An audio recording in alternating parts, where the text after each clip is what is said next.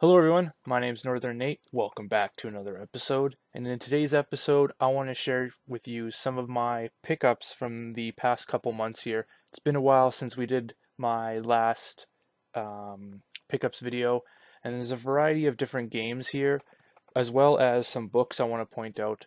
When I go game chasing, I do enjoy collecting video game or technology books, not just strategy guides, but also things like history books, all about technology and stuff. And I think that's a pretty unique thing to look out for, especially when you're going to like Valley Village or different thrift stores. You never seem to remember to go to those book areas, and you can find some pretty good deals. So let's get started with the games.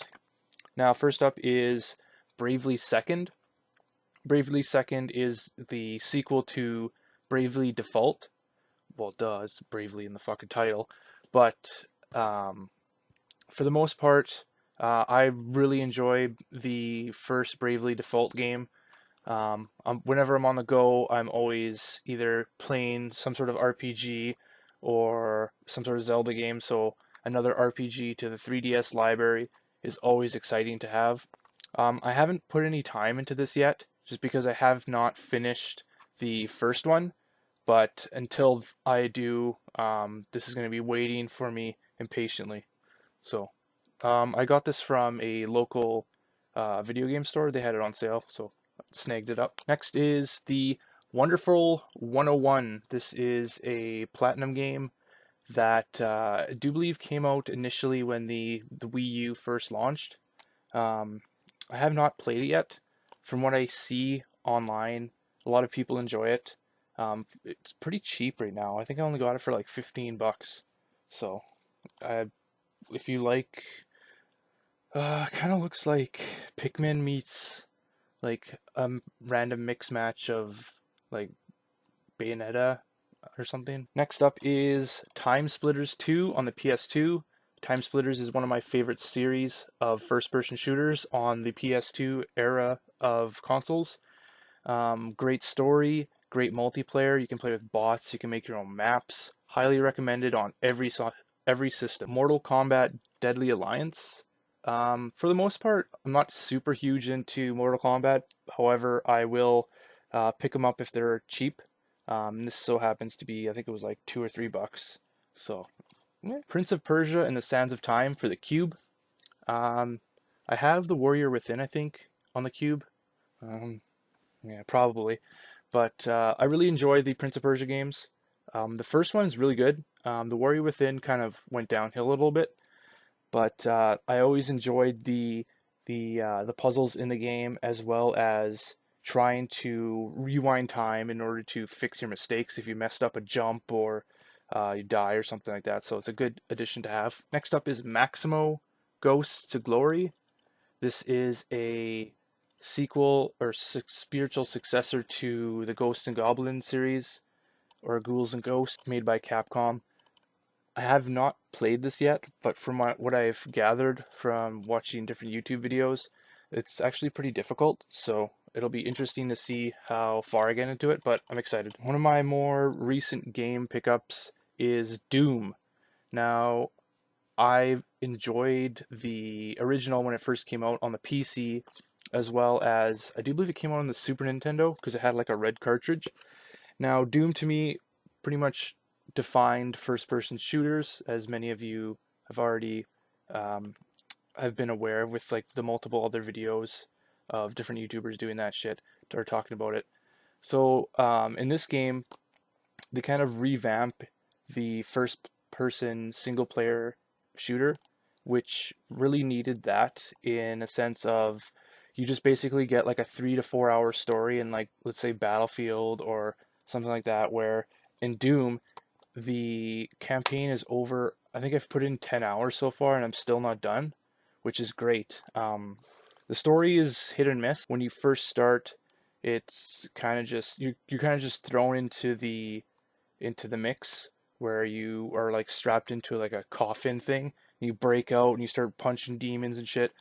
And so you get story through things like intel or if you kill monsters, they'll give you like a bio of the monster. Another issue I have with it is after about an hour and a half or so, it does get a little bit tiring, so you can't just binge through this game and expect to complete it in one sitting. So, but I've enjoyed it so far. I haven't put any time into the multiplayer, but hopefully soon enough I can. And finally for the games is Rainbow Six Siege.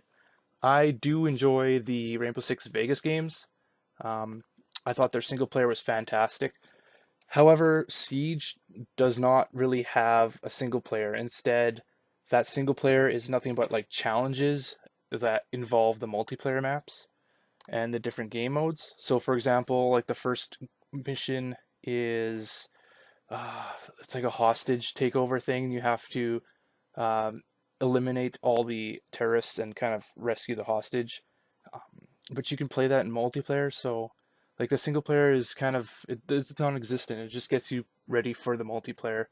Um, for the multiplayer itself, the only mode that I really enjoy is the terrorist hunt. Terrorist hunt is where you have a squad of 4 and you have to eliminate a set amount of terrorists, depending on the difficulty. And it's really fun. Me and my brother have played several hours of the terrorist hunt. So first up is the opening the Xbox. Now this is a book discussing all about the history of when Microsoft decided to make their and produce their own console.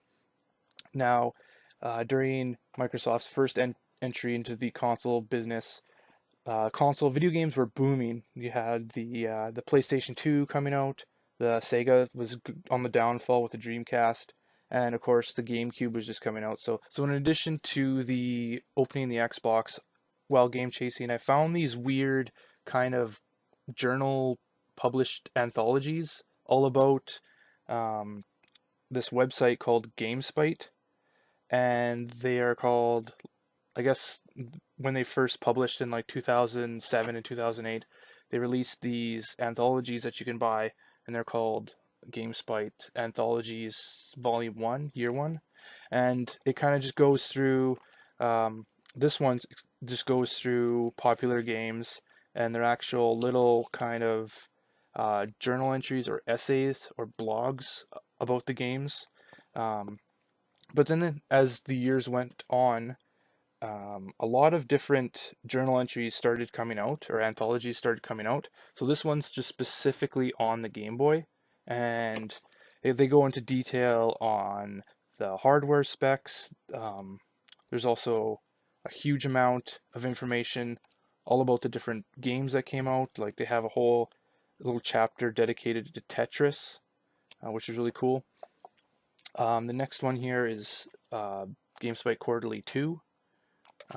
This goes into details of, again, just random RPGs or games that you need to play kind of thing, which I find really interesting because it's not just one person talking about it, it's multiple. This one is G3. This is dealing with 8-bit heroes. So you're going to see a lot of Master System or Nintendo games being mentioned here, or characters. And then finally, the G4 one that I've found. This one deals with the importance of mechanics in games. So you're talking about game design, the different kind of genres within games, why they're important. Overall, really good